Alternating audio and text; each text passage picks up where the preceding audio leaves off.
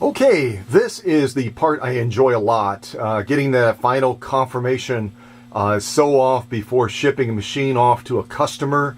Customers in many cases are having to wait 3 to 6 months because of the backload of machines that I have to service, and also because I kind of stepped away from the bench a little bit with the passing of my father back in February, and certainly do appreciate the understanding and the patience of subscribers and customers as well, as they've had to kind of wait a little bit longer to get their machines. Machines that have been, prepaid.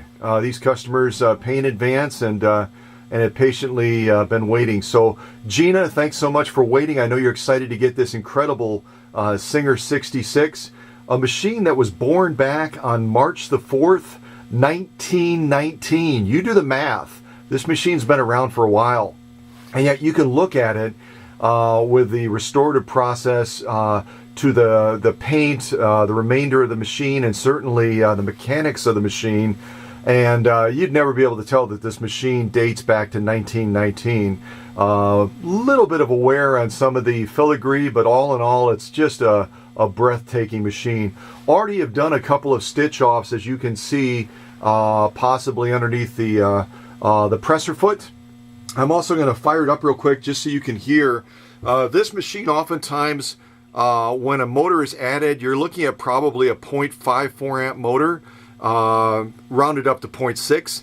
This machine I put a 0.7 amp on to accommodate some of the sewing needs of the customer, and it roars.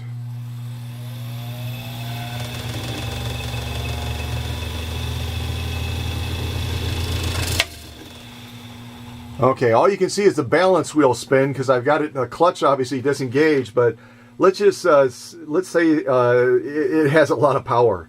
So I'm going to go ahead and zoom in on the presser foot, see if we can do another confirmation sew off. As you may be able to see through the camera, we've got 2 rows already. I've kind of adjusted the stitch length a little bit, and on this particular machine, this right here is going to be your stitch length control, that little knob. You're going to turn it clockwise in order to make that stitch smaller. You're going to turn it, counterclockwise to make that stitch smaller, and you're going to turn it clockwise to make that stitch longer. And you can get a range of anywhere from 6 to close to 30 stitches per inch with this machine, just like most of the vintage Singers. So I'm going to go ahead and zoom in. See if I can get a good position. That looks pretty good right about there. Drop that camera just a little bit, and then I got to rotate my little screen so I can see hopefully what you're seeing. Get myself over to the machine. All right, I think that'll work pretty well. Hopefully my batteries hold out. So I'm going to go ahead and lift that presser foot up.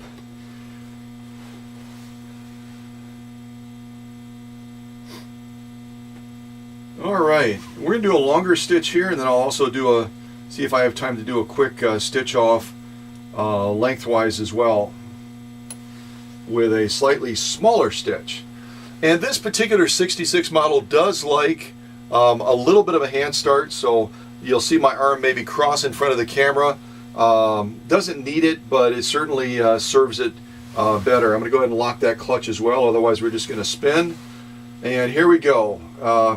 Only 2 layers of heavy grade denim, but I figure it's a good starting point. We may fold it over and do 4 after that. So, all right, here we go.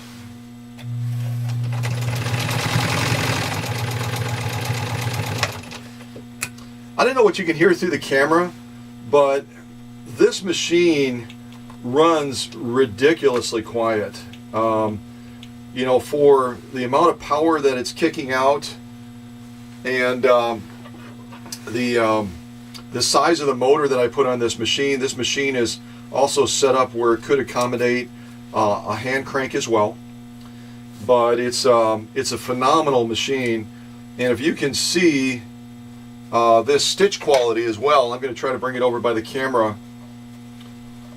This is the stitch off right here. Let's see if I can move it. There it is. This is the stitch off right here that we just did. The spacing, the formation, everything about that stitch is just spot on. And if we turn it over, you can see as well that there's nothing different in relation to that lock-in stitch. That lock-in stitch is also, where is it? That lock-in stitch is also just picture perfect as well. So that stitch off is a definite thumbs up. Again, the restorative process that I use for my machines is above and beyond anything that I've found. I've done some mystery shopping with other so-called restoration sewing people, and what they tell me they do to get their machines ready for their customers, I would not even consider that a basic service, to be honest with you. So what I'm going to do now is I am going to, number one, I'm going to adjust that camera a little bit. That's a little bit off. I thought I had it set pretty well, but I'm not impressed with that. There we go. That looks better. Okay. So what I'm going to do now is I went ahead, we did 2 layers. It was so easy, it's kind of embarrassing. Went ahead and folded it in half. We're going to go up to 4 layers now of heavy grade denim, and I will include this sew off for Gina as well, so she'll be able to obviously feel it with her own hands, look at it as well, and it's just further confirmation that the machines that I send out, they are ready to go. They are ready to go to work. So here we've got, again, 4 layers of heavy grade denim. I'm going to go ahead and get this fired up, and we'll get her done.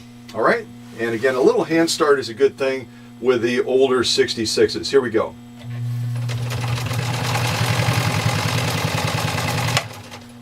All right, wow, that was really not even a challenge. All right, give me some patio blocks. We're going to step it up here and just go right through some patio blocks. So again, here we go. You can see here we've got 4 layers of heavy grade denim, and everything about that stitch is just absolutely spot on. It looks absolutely gorgeous. And the other thing that you can see is, let me try to do it like this as well so you can see it vertically, because purple on blue, little bit of a challenge, but you can see this is the last row right here that we did.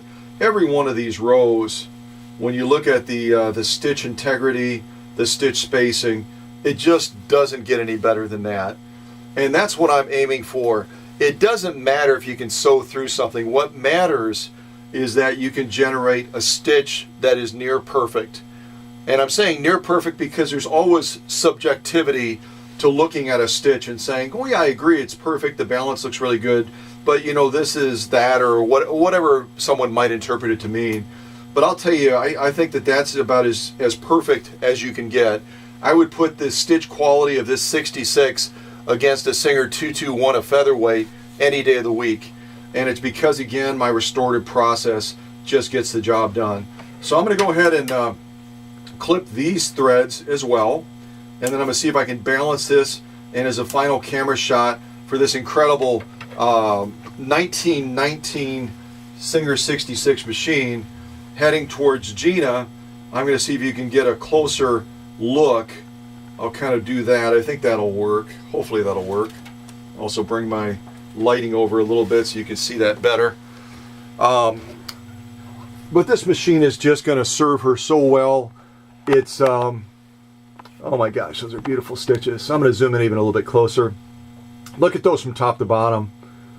Again, some of the stitch offs I did off camera, but you just witnessed 2 of the stitch offs, one through 2 layers, another one through 4 layers. And you know what?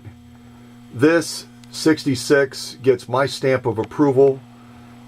She is ready to go to work for Gina. And thanks again for being a subscriber. Thanks for wishing this great machine a warm bon voyage as it's heading out to serve Gina in her sewing projects. She works a lot in theatrical stuff. I believe she's going to be doing some costuming. And this machine, especially with that large balance wheel, with that spoked wheel, boy, is this going to be a fun machine to work with. So thanks for watching. Thanks for being a subscriber. And God bless.